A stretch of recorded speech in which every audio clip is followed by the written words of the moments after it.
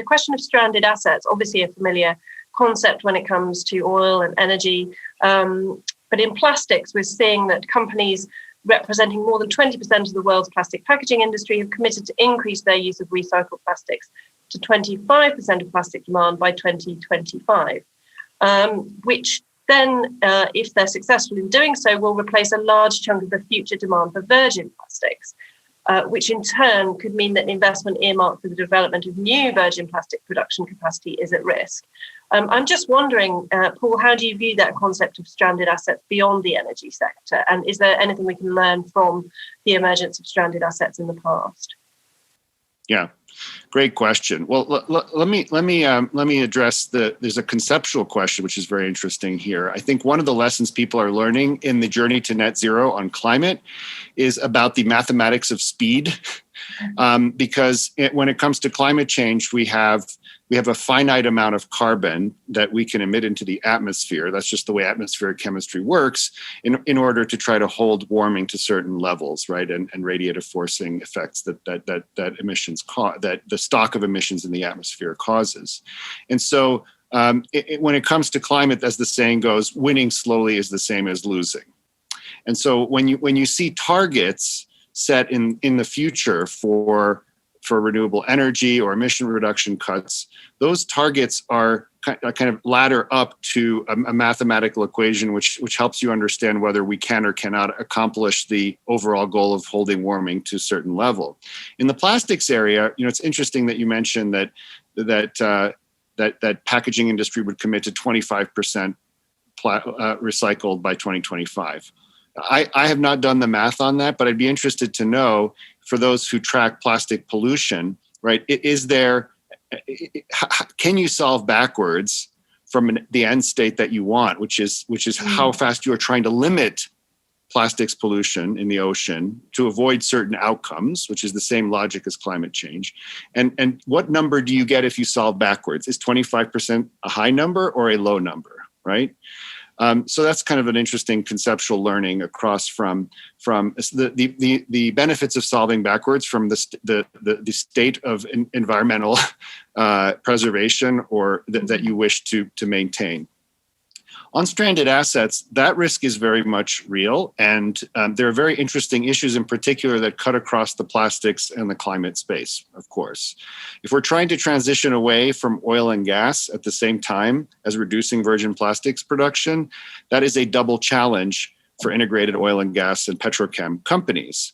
And to some extent, all of the fervor behind climate action risks driving these companies further into plastics in terms of the way their business models are structured. So I think there's a double whammy effect there that needs to be taken into account. I would say that we are at the beginning stages of reckoning with stranded assets and what to do about them when we recognize, for example, with coal-fired power plants, that it is not enough to stop the construction of new coal plants. We have to accelerate the early retirement of the global fleet of coal plants before the end of their technical or economic lifetimes. And as you say, the same might be true for petrochem facilities.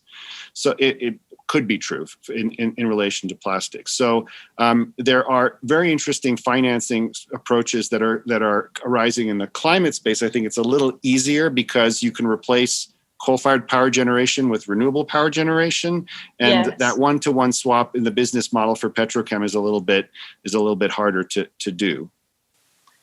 Thanks so much, Paul. And Audrey, turning to you, is the concept of stranded assets, beyond energy, is that something that comes up much in your conversations with clients? I think it has definitely been growing, right? And I think that what has been really growing as a part of that, or as a part of the larger trend, is this increased awareness by investors. As Paul has said, that we need to focus on the totality of the issue. Right. We can't just sort of, squeeze on the tube somewhere and ignore that it's coming out in a different place. And, I think when you see if you look globally at the sort of regulatory landscape and and policy awareness, when you see more than 75 central banks around the world in the network for greening the financial system, focusing on climate as a critical piece of, bank supervisory and in a regulatory regime. That is very significant, and that causes people to really think, very holistically about climate as a material piece of risk.